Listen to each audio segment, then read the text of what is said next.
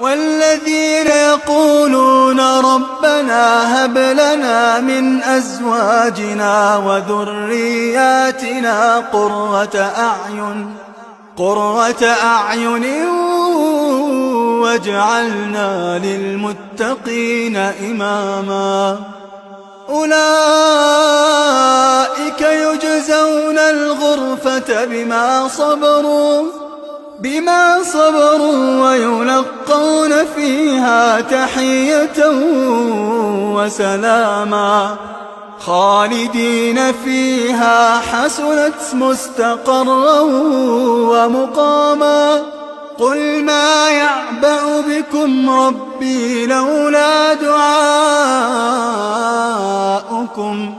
فقد كذبتم فسوف يكون لزاما.